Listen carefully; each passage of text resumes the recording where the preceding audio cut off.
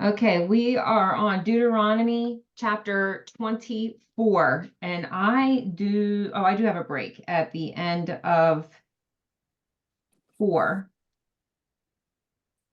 and then the next section is long. Mine's the whole way through. Goes mine. I don't have any breaks. Mine too. Yeah, mine My doesn't. first, okay, do we just want to, because my first part says laws concerning divorce, and then miscellaneous laws. Yeah, it's only 22 verses. Let's just do it all, don't you think? hmm Okay, who'd like to read? You can always popcorn. I will. Thanks, And Cindy. we'll all popcorn. Okay. Suppose a man marries a woman, but she does not please him. Having discovered something wrong with her, he writes a document of divorce, hands it to her, and sends her away from his house. When she leaves his house, she is free to marry another man. But if the second husband also turns against her, writes a document of divorce, hands it to her, and sends her away, or if he dies, the first husband may not marry her again, for she has been defiled. You must not bring guilt upon the land the Lord your God is giving you as a special possession. A newly married man must not be drafted into the army or be given any other official responsibilities. He must be free to spend 1 year at home, bringing happiness to the wife he has married. Popcorn Jan. Do not take a pair of millstones, not even the upper one, as security for a debt, because that would be taking a person's livelihood as security. If someone is caught kidnapping a fellow Israelite and treating or selling them as a slave, the kidnapper must die. You must purge the evil from among you. In case of defiling skin disease, be very careful to do exactly as the Levitical priests instruct you. You must follow carefully what I have commanded them. Remember that the Lord your God did to Miriam along the way after they came out of Egypt. When you make a loan of any kind to your neighbor, do not go into their house to get what is offered to you as the pledge. Stay outside. Let the neighbor to whom you are making the loan bring the pledge out to you. If the neighbor is poor, do not go to sleep with their pledge in your possession. Return his cloak by sunset so that your neighbor may sleep in it. Then they will thank you, and it will be regarded as a righteous act in the sight of the Lord your God. Do not take advantage of a hired worker who is poor and needy, whether the worker is a fellow Israelite or a foreigner residing in one of your towns. Pay them their wages each day before sunset because they are poor and are counting on it. Otherwise, they may cry to the Lord against you, and you will be guilty of sin. Parents are not to be put to death for their children, nor children put to death for their parents. Each will die for their own sin. Do not deprive the foreigner or the fatherless of justice, or take the cloak of a widow as the pledge. Remember that you were slaves in Egypt, and the Lord your God redeemed you from there. That is why I command you to do this. When you are harvesting in the field and you overlook a sheaf, do not go back to get it. Leave it for the foreigner, the fatherless, the widow, so that the Lord your God may bless you in all the work of your hands. When you beat the olives from the trees, do not go over the branches the second time. Leave what remains for the foreigner, the fatherless, and the widows. When you harvest the grapes in the vineyards, do not go over the vines again. Leave what remains for the foreigner, the fatherless, and the widow. Remember that you were slaves in Egypt. That is why I command you to do this. I think it's interesting that if you were a sojourner or a foreigner, a fatherless or a widow, you still had a responsibility to help yourself. Yeah. They were required to help them by leaving leaving some food in the field, but they still had a responsibility to go gather that field. It just wasn't handed to them.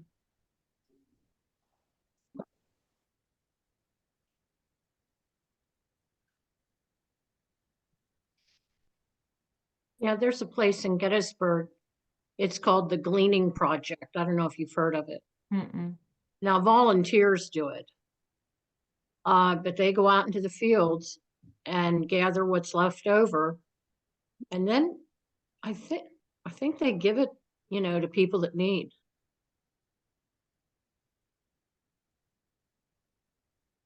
I often felt actually whenever I think it was Wolf first became our governor, like I was so irritated with the welfare system because I was like, even a mama that has 5 children in school can go to school and volunteer. You know what I mean? Like you should have some responsibility unless you're like one of the very few people who just in a wheelchair and just cannot do anything. But everybody who has an able body, if you're receiving help of any kind, you should be able to do volunteerism in your church, volunteerism at the firehouse.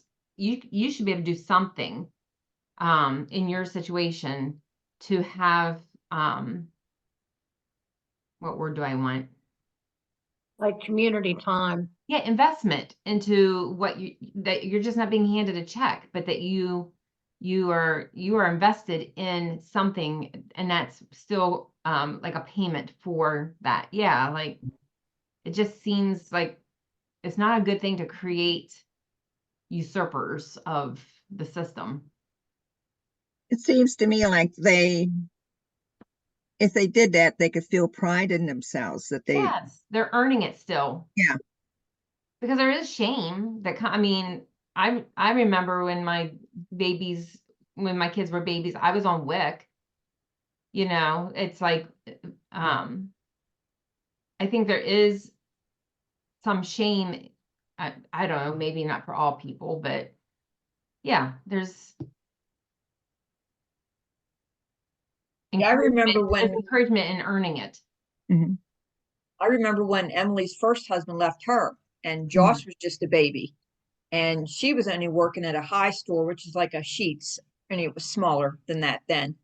And she went on food stamps because it was just her. And I remember Dad being very upset at one point that she actually started getting food stamps, but it's like that she was trying to support her and Josh. But she was working. Yes. Mhm. It just Yeah. wasn't enough. See, I think that's a difference. Right. Like she was trying, it just wasn't enough. And I don't think she really wanted to, but you know, And again, the man who was responsible to take care of his family was not. And so right. what was He she didn't gonna pay do? nothing. He didn't pay nothing. And she had a hard time even get on food stamps because they didn't think she was worthy of it. And there was other ones that did nothing and they were on it big Yeah, time. it's a messed up system. Yep. But anyway, Cindy, if you're ready for John. Okay. 24, 1-4. This passage does not command, commend, condone, or even suggest divorce.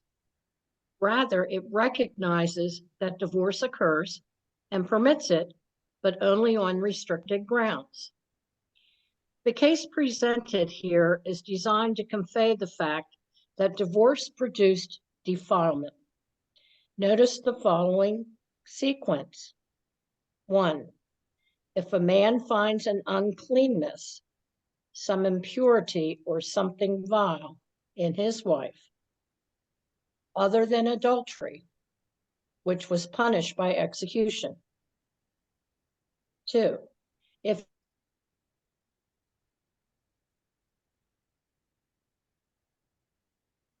Makes you get stuck. he has designed marriage for life, as 24 allowed divorce because of her, as Matthew 19 reveals. You broke up there a little bit.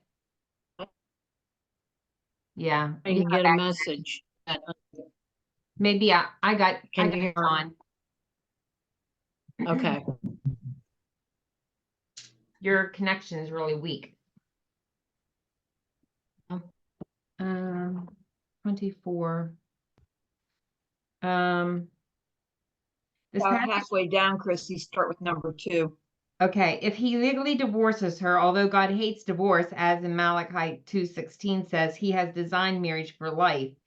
As Genesis 2:24 declares, he allowed divorce because of hard hearts, as Matthew 19:8 reveals. If she then marries another man, for if the new husband then dies or divorces her, then the woman could not return to her first husband. Deuteronomy 24:4. This is so because she was defiled by such a defilement that is an abomination to the Lord and a sinful pollution of the promised land. I'll come back. I have a question real quick. Yeah. What if the wife wants a divorce? So, according to the book that I read, which has a lot of documentation, the person who is the victim files for the divorce. And as I was reading that, I'm thinking that's so true, because what usually happens is the person who does the behavior is usually the one that's saying, oh, but I love him or her, and she won't take me, he won't take me back, and blah, blah, blah. But the victim usually ends up having to be the one to file because they're so sick of it. So according to that book and documentation, the victim files for the divorce. This verse here where he talks about the man not being able to come back, first of all, he found something that was defiling enough that he divorced her once. But remember, there was that dowry. So when he divorced her, he let her go. Well, if he married her again, he would get another dowry. Because when he divorced her the first time, he didn't have to pay her because she was the whatever perpetrator. She was the one in the wrong. So he filed for the divorce. He didn't have to pay her any money when she left. If he had chosen to divorce her and she had done nothing wrong, he would have had to give her money. So in this case, she left with nothing, and if he married her again, he would get another dowry. That's why God's like, she's not going to be your financial plan. Good idea. That's just wrong.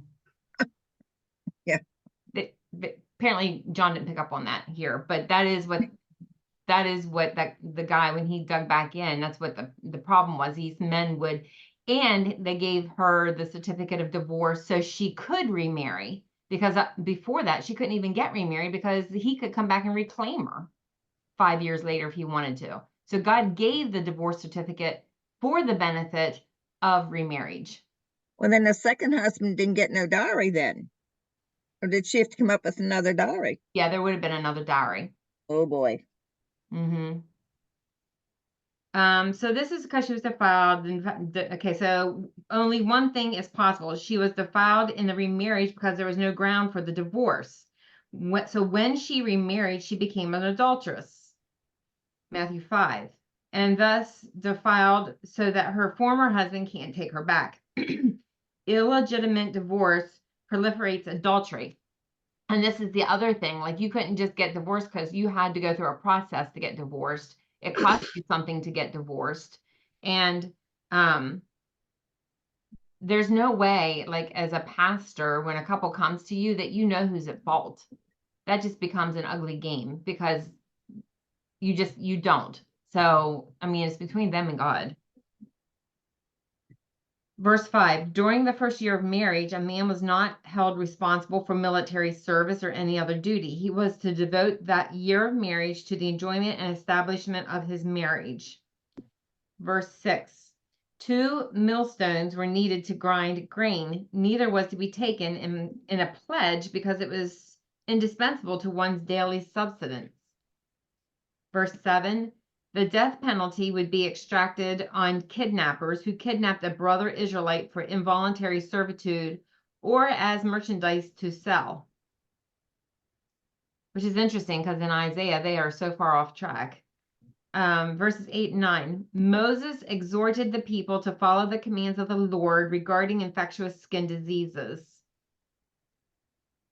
10 through 13, his pledge. This would be often a cloak, an outer garment, which was given in pledge to guarantee the repayment of a loan. God's people were to act righteously in lending money. An example of a righteous lender was one who did not forcefully extract payment and allowed a poor person to retain his pledge or cloak overnight if it was necessary to keep him warm. Lending to the poor was permitted, but without one interest. So they're talking about the poor of their own people. One, without interest. Two, coercion to repay. Or three, extension of a loan beyond the sabbatical year.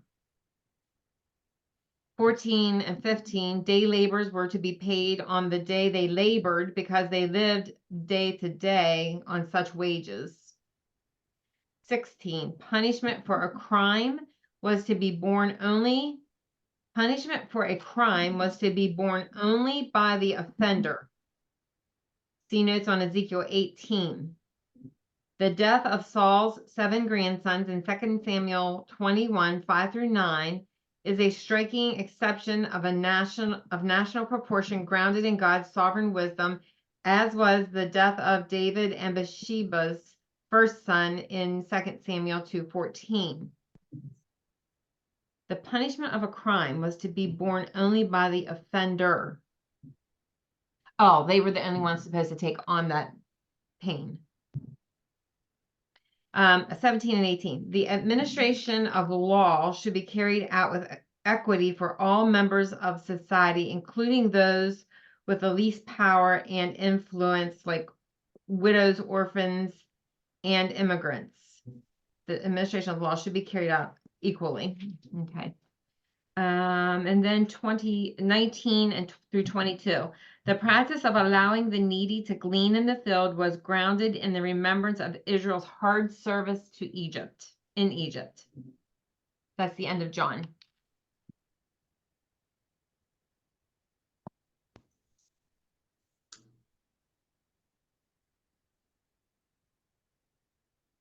Whenever you're ready with Worsby. Okay.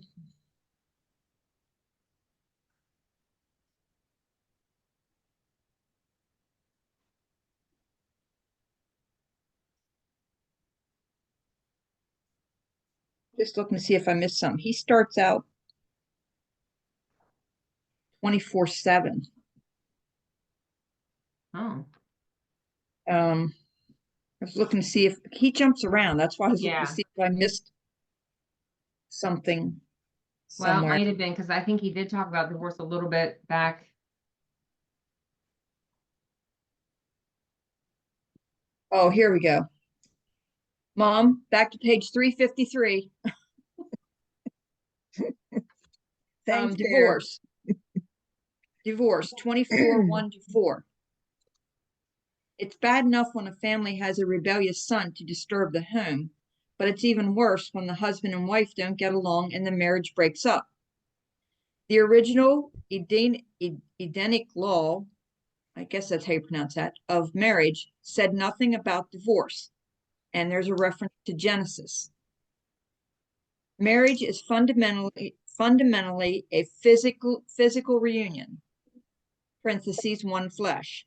So only a physical reason can dissolve it, and there are two such reasons: the death of one spouse, and there is reference to Romans and 1 Corinthians, and adultery, with references to Deuteronomy and Leviticus. The adulterous man and woman were killed, leaving the innocent spouses free to remarry.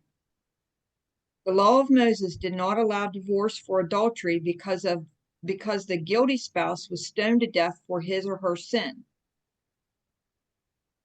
The law of Moses did not allow divorce for adultery because the guilty spouse was stoned to death for his or her sin.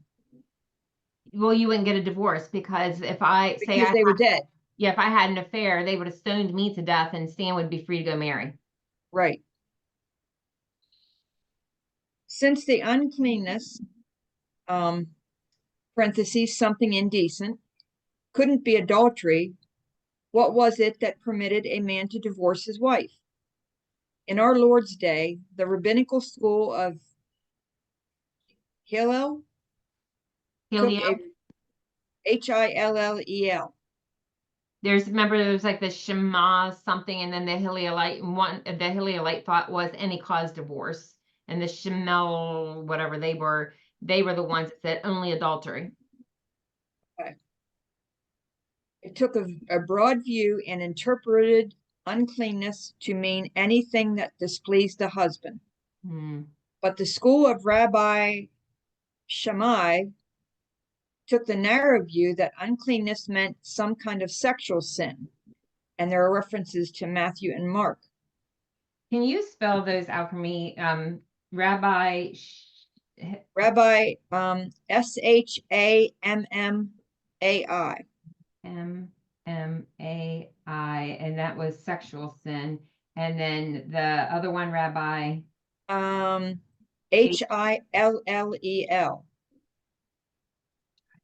And that was anything that displeased the husband. Huh. any cause, yeah.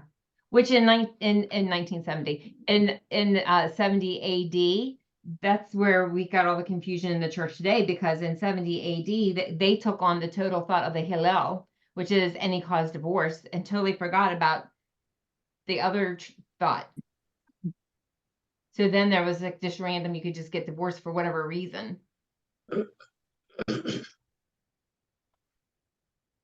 Jesus didn't define uncleanness, but made it clear that the Mosaic law of divorce was a concession and not a command. God permitted it because of the hardness of the human heart. However, it appears that Jesus did permit divorce if one of the spouses committed adultery. The assumption is that the innocent spouse was free to remarry. Otherwise, why get a divorce?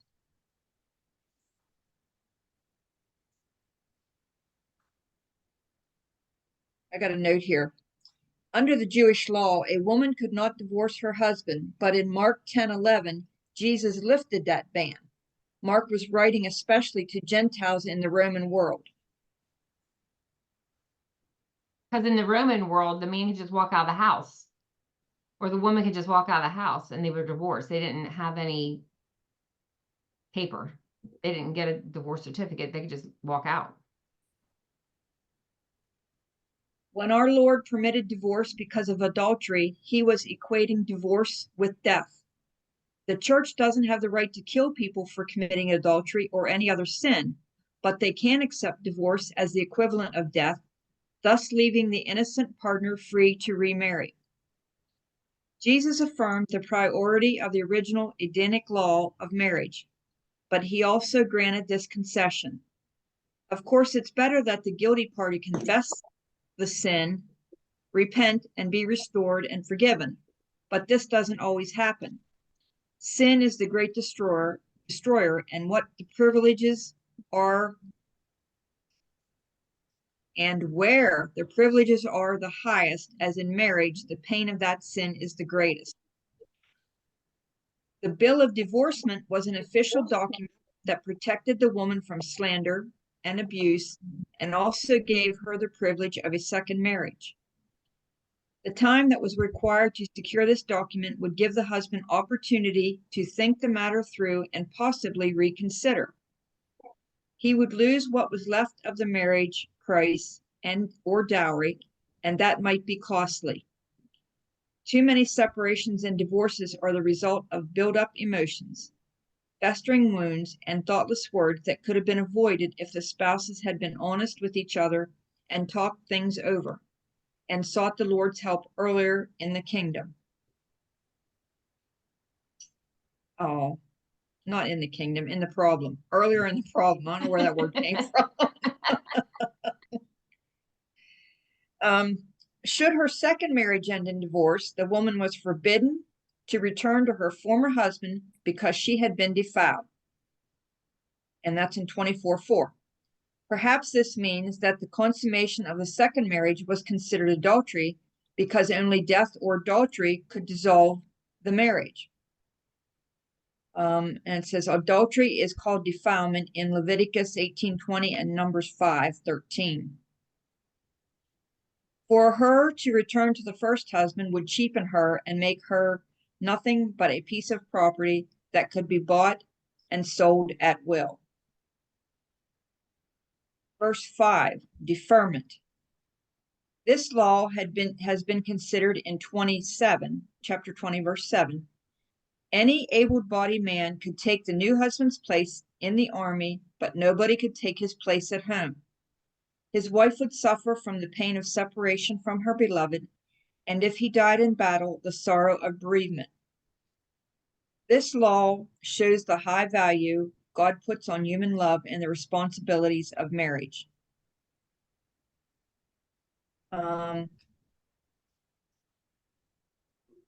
Levirate.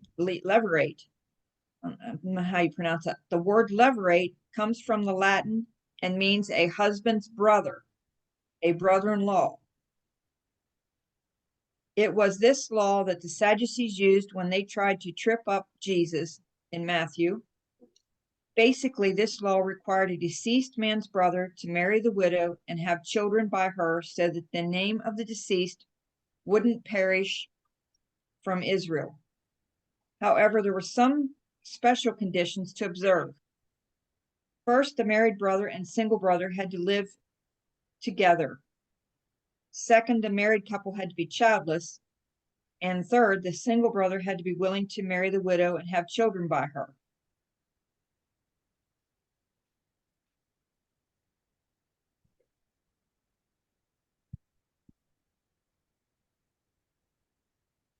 Why does that not sound right? Did we read about that? About About the brother-in-law marrying? No, I don't recall it. I'm wondering if he jumped somewhere else. That's why I'm wondering. But it says verses 5 to 10.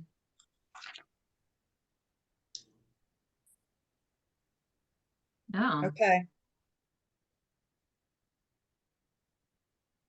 Hang on a minute. Let me look here where we were. Well, I mean, she would have been carrying on the family name. Verse 7. I guess it is, but I don't remember reading that.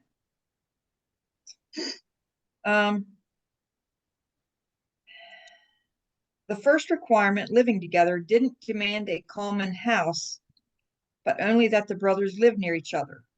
And that's in Genesis. The wife, therefore, wasn't a stranger to her brother-in-law. As to the second requirement, if the couple were not childless, there would be no need for a second marriage. In fact, it was against the law for the brother-in-law to marry his sister-in-law if they had children, reference to Leviticus. The third requirement was the critical one. Would the brother-in-law be willing to marry his brother's widow? The unnamed relative in the book of Ruth refused to marry Ruth because it would have jeopardized his own inheritance. Ruth 4. If the man refused to marry her, the woman took her case to the elders at the gate, and they would try to reason with the man. No doubt they would point out that the childless widows needed protection and that his late brother needed an heir to maintain the family name and property. If he Excuse still me, I think you're on 25. Just from what I'm looking ahead to in 25. Okay, it didn't jump to 25, but that's why I was wondering, because that didn't sound. You're right, Cindy. That's in 25. All right, let me go over here. I know there's another place where it had 24. I mean, that's fine. It's just, you know. Well, it didn't sound familiar. That's why I was. Okay. 24:7.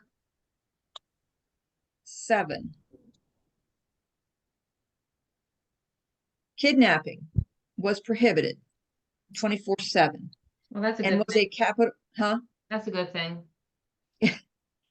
And was a capital crime. Reference to Exodus. To kidnap people and sell them is to treat them like merchandise and not like persons created in the image of God.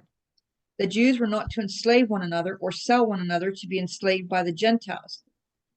The Lord had delivered his people from Egypt so they could be free, and kidnapping was the reverse of God's purpose. Then it jumps to Deuteronomy 25.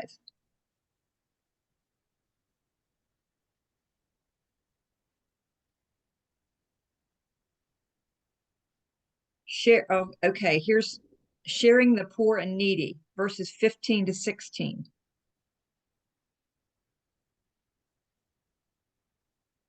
Yeah, we read about this. Boy, this guy jumps all over.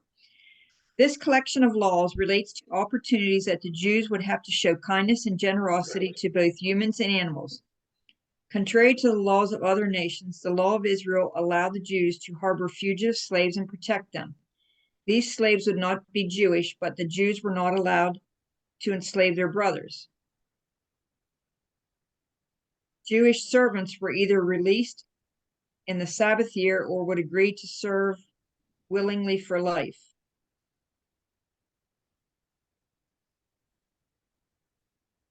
Also, Jewish masters were not allowed to abuse their servants, so they would want to flee. These fugitives would be from the surrounding nations. Assisting them would give the Jews opportunity to tell them about the God of Israel. Jews were not permitted to charge interest when they loaned money or produce to their brothers, but they could charge foreigners. The blessing God would send the lender would far surpass the interest he would make on the loan. This is another example of the principle expressed in Matthew 6:33. If a lender needed collateral for a loan, he wasn't permitted to take the borrower's millstones in 24:6 because the man needed them in order to feed himself and the family. The lender was not to demean the borrower by going into his house to secure a pledge, verses 10 to 15. And if that pledge was the man's cloak, the borrower had to return it by sunset. The farmer was to leave some gleanings for the poor during the harvest. Deuteronomy 24:19 to 22, and also in Leviticus.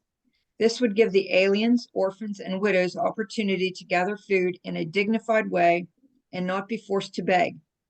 As with the lender, so with the generous farmer. God would bless him in his work and reward him for his kindness to the poor. References to Psalms and Proverbs. It is more blessed to give than to receive. Acts. This generosity should also extend to one's animals. In Deuteronomy 25:4.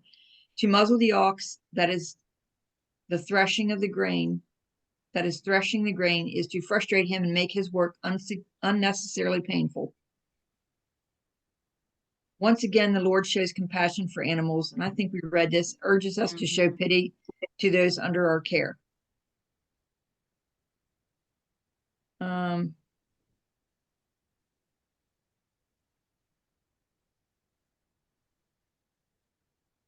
I think that's it.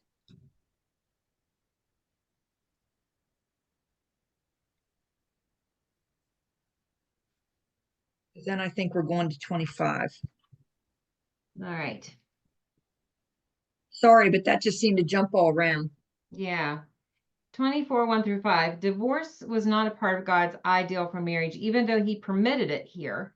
Jesus told his disciples that this concession was made because of the hardness of the Israelites' hearts. That is, their refusal to submit to divine standards. See Matthew 19:8. God allowed for divorce when the husband found something indecent about his wife, that is, something unacceptable. This protected the woman and freed her to remarry.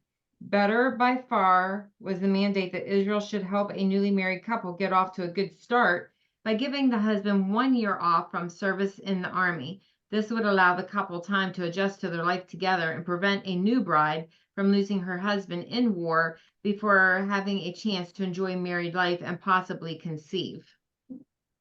6 and 7. In ancient Israel, there were no refrigerators or freezers in which to store food, no closets full of extra clothes, no heaters to turn on at night when the weather got cold, no banks or ATMs. A man worked each day, got paid each evening, and bought or harvested his food for that night's dinner. So taking his grindstone or even the upper millstone as security for a debt was cruel because it meant he couldn't prepare his daily bread. Even worse was kidnapping a fellow Israelite to enslave him or sell him, an offense rightly punishable by death. This is a stiff warning against human trafficking. Verses 8 and 9. A serious skin disease was a matter of great concern since it required the affected person to be quarantined and to endure extensive procedures with the Levitical priests in order to be pronounced clean again. Moreover, Moses reminded the people what God did to Miriam when she opposed Moses' leadership. Her skin became diseased, resembling snow. Verses 10 through 13. If anything was to mark the people of God, it was compassion for those in need, a trait in short supply both then and now.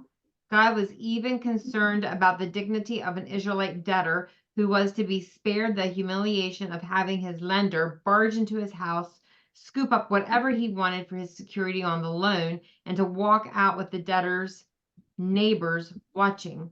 If the debtor was a poor man who had nothing to offer but a garment he needed to sleep in at night, keep warm, the lender was told to return it to him by sunset as an act of kindness that God counted as righteousness.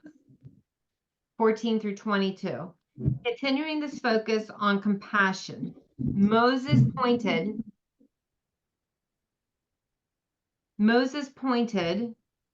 out that workers deserved their wages in a timely manner, even more so if they were poor and had no other way to eat. God held employers liable if they cheated their workers. Out of a similar emphasis on compassion, fathers and children did not have to answer for each other's sins. Moreover, a widow or a resident alien was not to be denied justice simply because of personal powerlessness. The repeated motivation for the Israelites to obey these laws was that they were once slaves in Egypt. Of all the peoples who should understand the pain of injustice, it was the Israelites. Therefore, they were commanded to care for the three most vulnerable groups within their society: the resident alien, the fatherless, and the widow. That must be on my side. When I talk, it's making the noise. This leads us to an important side note. Know that if you have been comforted by God, He expects you to share that comfort with others who have experienced similar suffering. He comforts us in our affliction so that we may be able to comfort those who are in any kind of affliction through the comfort we ourselves receive from God. Your experience of God's blessings should lead you to bless others. The end. Thoughts?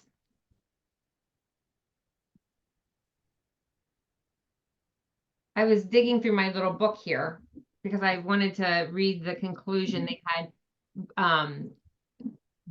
our marriage vows are based out of Exodus 21, 10 and 11. And I thought this was interesting. It says, in Jewish marriage contracts, both the bride and groom promise three things: to feed, clothe, and love each other. There are three reasons you can get divorced. Because you make a promise to feed, clothe, and love each other. Some contracts specifically related this to Exodus 21, 10, and 11, while the Greco-Roman contracts contained a promise by only the groom to feed and clothe his wife. Neither Jewish nor non-Jewish contracts contained a vow of sexual faithfulness. It didn't contain it because it was just a given. You were going to be sexually faithful to your spouse. But this was part of the Greco-Roman law, so it was not necessary. Although the Old Testament and New Testament do not record the wording of a marriage contract, the three vows of food, clothing, and love do occur occasionally. In Ephesians 5, Christ is pictured as a groom who feeds, clothes, and loves the church. The language of these vows in traditional Christian marriage services is probably based off of this passage.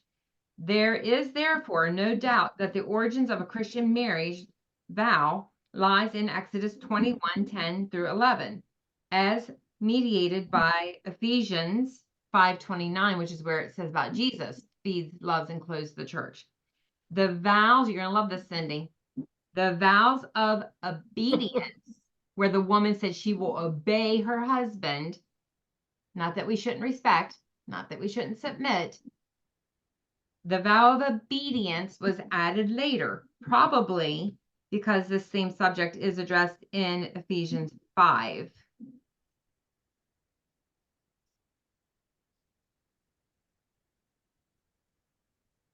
I think that what happens is that vow of obedience becomes like a chain around your neck, because then it can be abused.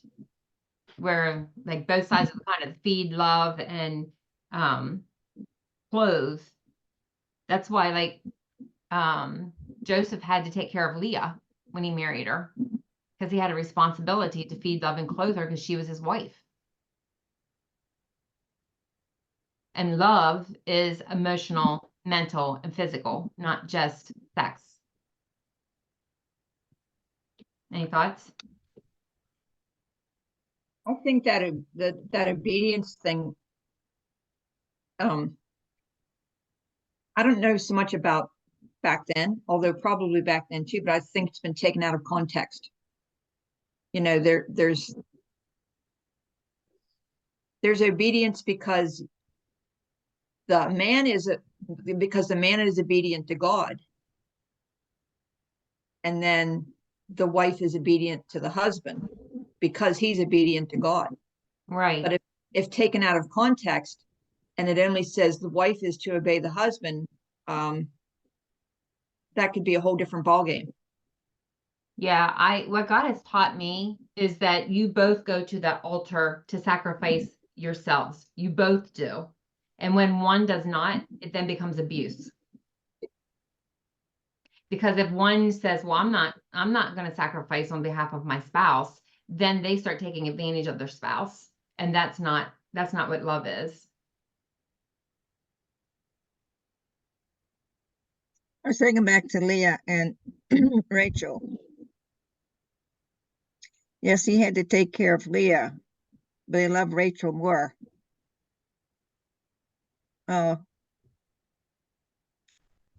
it's hard for me to know how he can love that many women. Well, and what was it about love, or was it about responsibility? He took on the responsibility of this woman as his wife. So but she had other children to him though too. But he could not keep her from having conjugal love. That's part of the marital responsibility. Yeah. So he didn't love Leah. He was tricked into marrying her, but he was honorable in that he kept his vow to her. Yeah. It makes you look at that through a whole different lens. Yeah.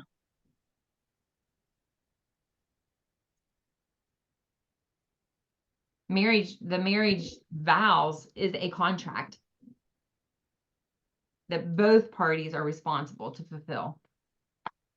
Wish more people took advantage of that or took it to heart. Yeah. Yeah. Any other thoughts? Everybody's awful quiet on this one. I got a lot of questions, but that's it. Yeah. All right. Well, this will conclude the reading of God's word for today, and we'll pick back up tomorrow morning, I guess, on the next chapter, chapter 25. We're moving right along. Moving right along. We're glad you could join us today, Susan.